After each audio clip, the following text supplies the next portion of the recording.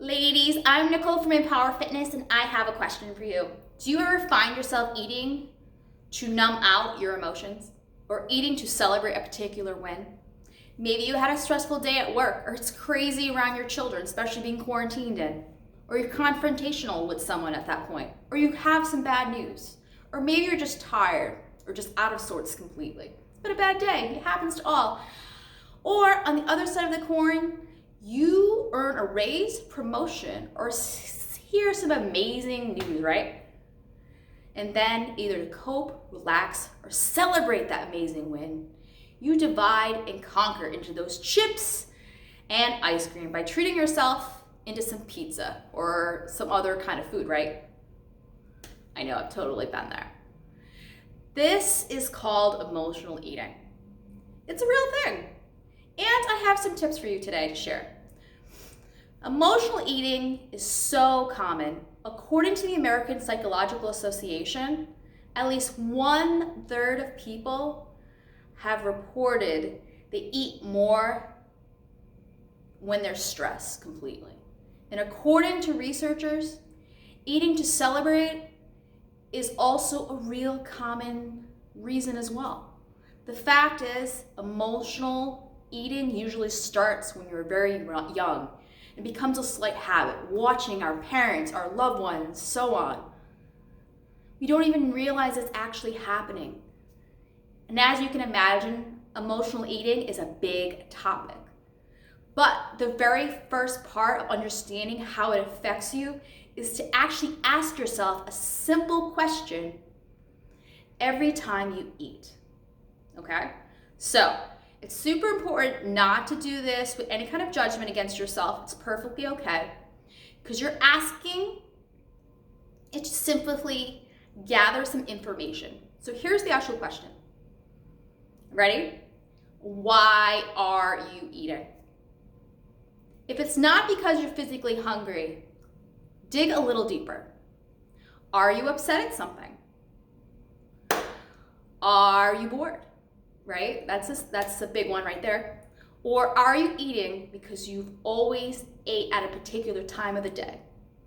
Or did you earn and you feel like you need to accomplish something and eat something again? Again, don't judge your answers, just acknowledge them for that particular habit you're doing.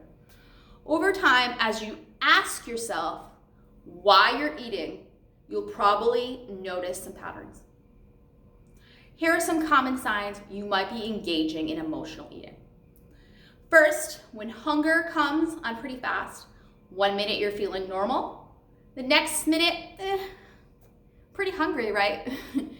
Second, you're only craving certain kinds of foods. Those kinds of foods are normally often comforting foods, snacks, and they're not going to be a salad, of course, you know. And third, if you do decide to eat, you don't feel full or satisfied and want to keep eating. And finally, once you do stop, you feel a little guilty or even regret what you ate, and that's not what you want to have. Here's one thing to watch out when you're emotional eating. It could be a little controversial, but I see this a lot on social media, so we're going to discuss it. But if you think to yourself, I deserve this when it comes to a particular food, chances are you aren't eating because you are physically hungry. You might be rewarding yourself with food at the particular time. Now, like I said, this is not about judging or beating yourself up over emotional eating. That's exactly the opposite of what I am trying to suggest here.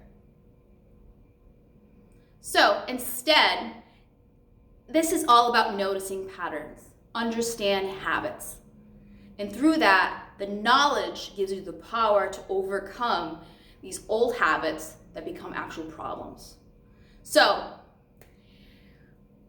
let's become mindful of your thoughts and habits, and overall, you can actually choose and start making choices versus reactions for your old habits and old patterns. It's liberating.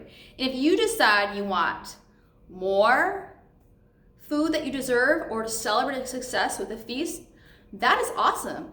But if you decide that a particular snack or meal is not worth it because it'll set you back on your goals, take a hold of that. The important thing is that you made the decision with a logical decision instead of just coasting on autopilot.